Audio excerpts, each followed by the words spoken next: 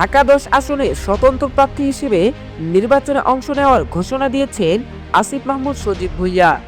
শুক্রবার সকাল 11টা 51 মিনিটে নিজের ভেরিফাইড ফেসবুক পেজে দেওয়া এক পোস্টে তিনি এই ঘোষণা দেন। আগেই জানা গিয়েছিল তিনি ঢাকা থেকে নির্বাচন করবেন। গত 9 নভেম্বর ভোটার এলাকা পরিবর্তনের আবেদন করে তিনি ধানমন্ডির ভোটার হন। এরপর থেকেই আলোচনা চলছিল যে তিনি ঢাকা-10 আসন, ধানমন্ডি, কলাবাগান, নিউ মার্কেট এবং হাজারীবাগ এই এলাকাগুলো মিলিয়ে গঠিত আসনটিতে প্রতিদ্বন্দ্বিতা করবেন। গত বুধবার অন্তর্বর্তী সরকারের উপদেষ্টা পদ থেকে পদত্যাগ করেন আসিফ মাহমুদ। তিনি স্থানীয় সরকার, পল্লী উন্নয়ন ও সমবায় মন্ত্রণালয় এবং যুব ও ক্রীড়া মন্ত্রণালয়ের উপদেষ্টার দায়িত্ব পালন করছিলেন। 2024 সালের 5 আগস্ট জুলাই অভ্যুত্থানে আওয়ামী লীগ সরকারের পতনের পর অন্তর্বর্তী সরকারের নেতৃত্বে ছিলেন তিনি।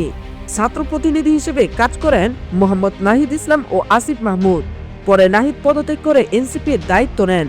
একই দিনে উপদেষ্টা মাহফুজ আলমও পদত্যাগ করেন। তবে তিনি নির্বাচনে অংশ নেবেন কিনা এখনও নিশ্চিত করেননি। ঢাকা-10 আসনে আসিফ মাহমুদের স্বতন্ত্র প্রার্থী হওয়ার ঘোষণা নির্বাচনে নতুন আলোচনা তৈরি করেছে।